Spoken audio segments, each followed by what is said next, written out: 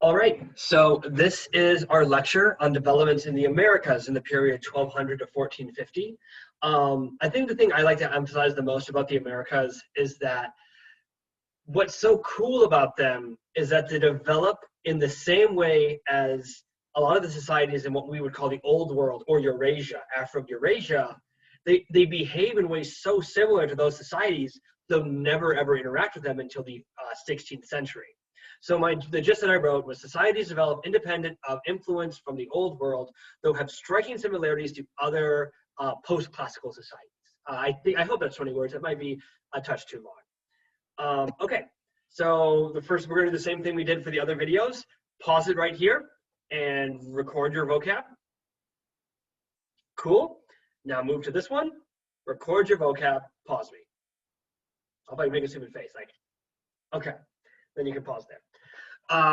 Okay, now we are going to be looking into our topics now. So the first topic we're going to talk about is the Mississippian cultures, and it's kind of gives it away. Where were they? The Mississippi River Valley. So all the way from Minnesota to Louisiana.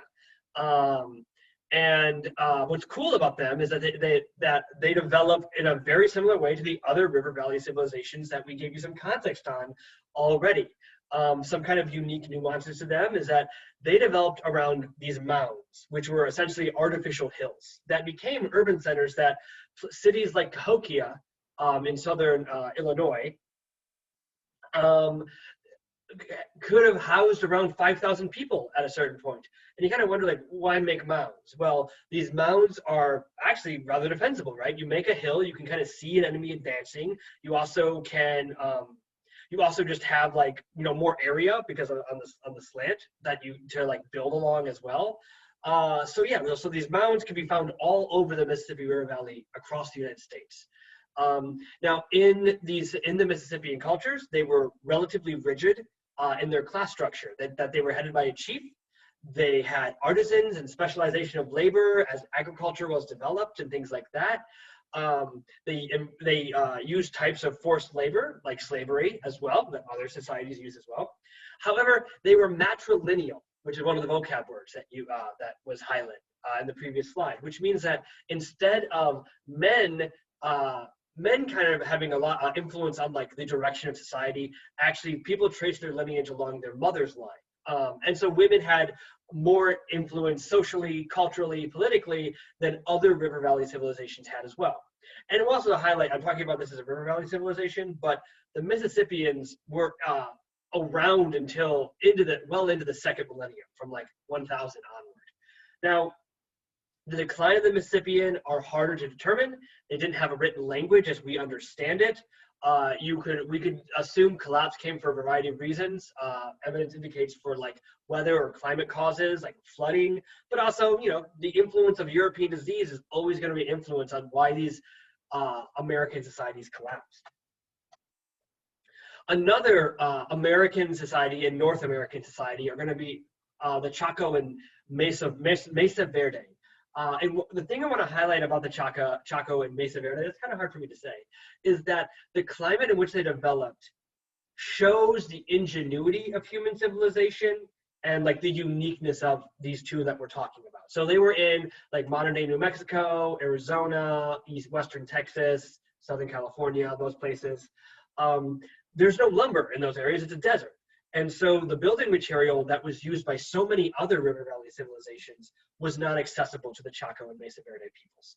So what they used was what they did have available, stone and clay. And for the Chaco, the Mesa Verde carved their structures into the cliff sides of the building, of their region, and that's where they lived. Eventually though, the climate, in these areas, the environment is always going to be precarious. And so if you have several years of drought, you cannot survive that way. And so these peoples probably moved to areas that were more sustainable and adopted patterns and behaviors similar to other settled peoples along rivers. So there are three big American societies we're going to talk about in this lecture. And two of them are Mesoamerican and one of them is South American. The first are going to be the Maya. The Maya would be found in the Yucatan Peninsula, which is modern day southern Mexico and Guatemala. They were unique to the other two that we're going to talk about because they were decentralized. But and that what that means was they were a variety of city-states. They never had a single Mayan ruler over all of the Mayan-speaking people, even though they were connected to similar language and custom. So when I mean a city-state, I'm talking about a urban center that accrues enough influence in the area to impose its will on the surrounding region. And so when we think about borders, they're kind of abstract, right? A border is kind of where the influence of one state ends and another state begins. And so these city-states developed kind of organic borders along with each other. They were patriarchal, and although women did have some influence, I'm sorry for the spelling error. Now, because there were smaller city-states, that means they didn't have access to a plurality of resources, which means that they were competing for these limited resources.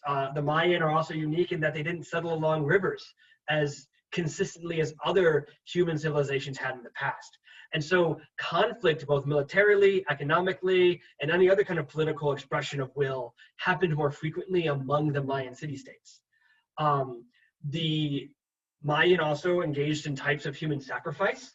Now, that's going to be a theme we're going to see through the Aztec, the Maya, and the Inca. And killing people is a common way we discuss human sacrifice, but also think about like any kind of blood sacrifice was also acceptable. Often Mayan kings would cut themselves or engage in types of self-harm as an offering to the god. And we have to think about human sacrifice for a second because it's so far removed from our own experience right now. Well, you've got to think about the value of a human life. A human life is the most valuable thing probably to humanity, right? Like you can't think of many things you would die for, right? So giving a human life to, say, a god is one of the biggest sacrifices you could give. It's the same idea of societies that sacrifice animals, right? Like early Hebrews, not early Hebrews. I'm thinking specifically in the book of Exodus, right? Like groups that sacrifice to like the heifer, to cattle. Romans did this as well. That to kill a cow and not eat the cow that's a thing you could be eating. Instead, you're not eating it. And so it's the sacrifice, the loss. So exchanging a human life is supposed to highlight the cost of to your God. Though they often would sacrifice captives, people who were not willing sacrifices. But human lives are valuable still, right? And the ruler claimed legitimacy through religion, and that's going to be a commonality among most early human societies, right? That's not unique to the American societies. Now, Mayan religion, science, and technology, this kind of gets back to the gist I was talking about. The Mayans lived in this highly competitive atmosphere, which typically competition influenced innovation. And you can just think about like in a state of war. If a society can invent a better weapon than the enemy, then you're going to have an advantage in winning the conflict. And so competition breeds innovation, right? And so the Mayans developed zero, independent of the other societies that developed zero. They make massive advancements in astronomy that other societies never get close to. Europeans have their fingers in their noses when it comes to astronomy until the 15th century. The Mayans figured that out way earlier, and that religiously men and women practice in the priesthood. So I'm trying to think about if there's anything else I want to highlight about this. I think that's it to focus on the Maya. Now the Aztecs were a society that are going to be a little bit more north of the Maya in central Mexico, modern day Mexico. So what's extraordinary with the Maya would first have to be with their architectural achievements in their capital city of Tenochtitlan. Just in general, they built a city on artificial islands in the middle of a lake, Lake Texcoco. And that's inherently like you just made a water wall. You made instead of building walls, because that was maybe not a possibility with Aztec architecture. They used other ways to control their environment to give their capital more defense. They developed aqueducts to distribute water, to create irrigation systems and drinking water for their population. The city had over 100,000 people living in it at its peak, which is larger than most cities in Europe at the time. Another unique innovation would be chinampas, which were artificial islands that were built on Lake Texcoco around Tenochtitlan that were used to like essentially increase the amount of area you had to produce food, because they had so many people living in Tenochtitlan. They wanted to produce the food as close as possible. Now the government of the Aztecs is going to have some similarities, but there's going to be one specific difference in its political expression. So its ruler claimed descent from the gods, similar to the Maya, but they were expansionist, and specifically which means that they had a foreign policy that was about, through military forces, expanding their influence. They would capture or attack other cities. When they conquered these cities, they would not impose their own government. They would extract treaties from these governments of tribute. So they would say, we beat you in a war, you have no military. If you don't give us this every year for a certain period of time, then we'll come back and beat you up again. And so they extracted tribute. They didn't exert direct political will, but indirect political power over their neighbors. And so these goods could be any type of luxury. They could be bird feathers, shells, precious metals, stone, animal skins, textile materials like cotton. All of these were things that were extracted in tribute. And you have these groups called, these men or merchants called Pochteca, who traded in these luxury goods. So a whole professions develop around this Aztec military system to like kind of keep it running. Another really important tribute would be human sacrifices. Actual human slaves to be used to be in religious rituals. It's unknown how many people actually killed, and it's very prone to exaggeration.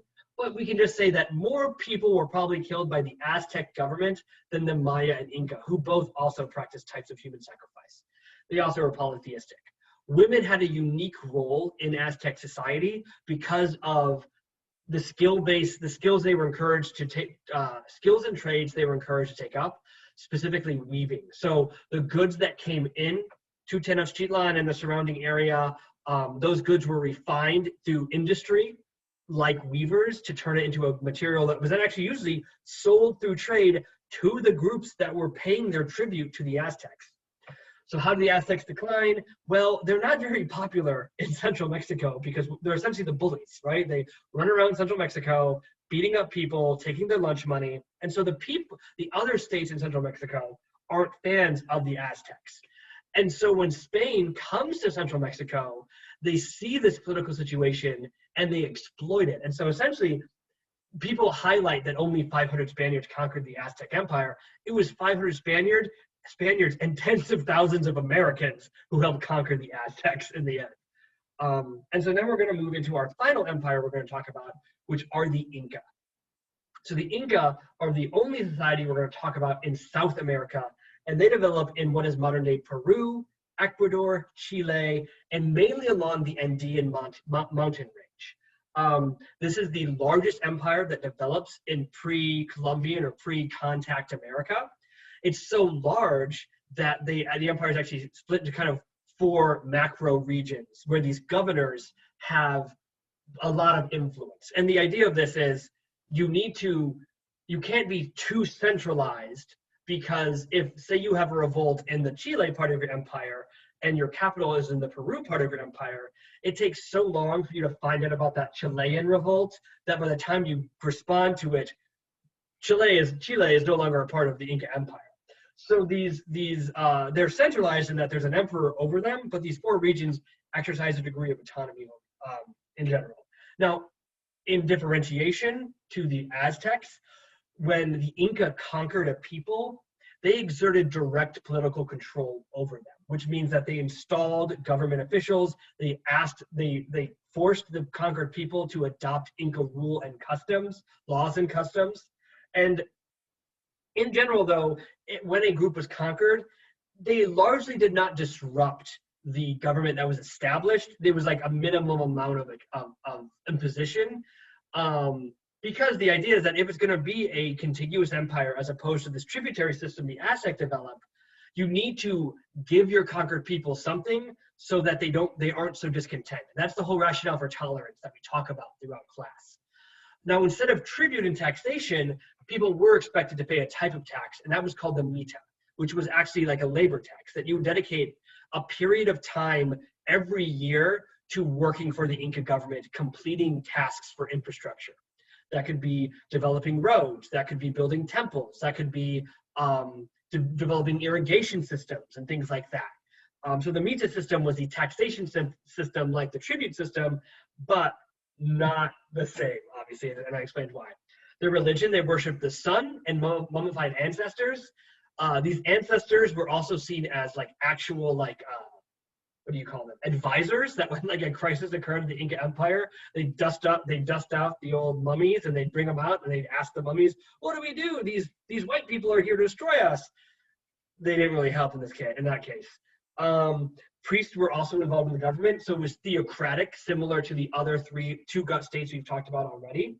And they were animist, which is a vocab term that was highlighted in our vocab, and specifically they're called huaca. I think, I'm just making up the pronunciation as I go along. And so they would say like, this mountain has a spirit, this river has a spirit, this desert has a spirit. So that was how their religion existed. Ooh, things are cut out. I'll make sure that we'll cover this at the end. The achievements of the Inca, there are three ones I want to highlight. You first have the quipu. So the Inca do not develop a writing system as we understand it. They develop a symbolic system, and that's what's actually the most important. Writing itself does not indicate civilization, but having a group of people agree on the meaning of a symbol is what is so powerful about language, because then you can transmit ideas differently. So quipus were systems of knots on cords, essentially, and each where the knots were on the cords had a meaning to the people of the Inca Empire, that a person could read a quipu. They were called quipucamayus, and they could determine meaning from these cords. Like if I were to bring up a bunch of knots to you, you could not understand what that meant. So these quipucamayus' entire job were to know what these knots meant. They also developed a type of terraced farming. So because they're based in the mountains, the amount of area they have to grow crops is limited. And so they develop a system of essentially turning the slant.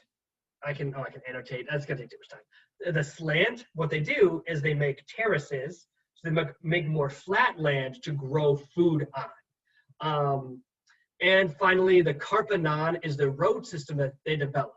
What is really important about all of these American societies is that the kinds of animals that are domesticated do not have the kind of muscle power that your Afro-Eurasian societies have. They don't have types of cattle. They don't have horses. They don't have the muscle power that is used to make farming more productive in Afro-Eurasia. So what they developed are ways of using human muscle power or other types of innovations like chinampas, like the waru, that allow them to make their land more productive. So they don't have horses, right? To increase the speed in which they move, you can't ride a llama no matter how hard you try. They're not as good as horses. So what they had were runners. They had people who were trained like marathon runners who would be message deliverers. So they would be, that was the effect of the way in which they kind of maintained their empire, because we talked about that revolt in Chile. You send a runner to the next city, who then gives their message to another runner, who go to the next city and next city and next city until it gets to Cusco, the capital of the Inca Empire, and that's how you knew it happened. That's how you kind of spread information. So our final thing, which I didn't realize was kind of popped off here, would be talking about the decline. So in the 16th century, the Inca faced an internal power struggle between the sons of the preceding Inca emperor. The succession crisis evolves into a civil war. There's a massive war that really weakens the government in general. Then the influx of European diseases also, lead to instability within the Inca Empire as well. I believe the Inca Empire before the Civil War dies of smallpox, but I can't remember off the top of my head. But because of that instability, Spain is able to exploit that and conquer the Inca Empire with relative ease, also with a small amount of soldiers. So that is a discussion on developments in the Americas from 1200 to 1450. Thank you guys for listening.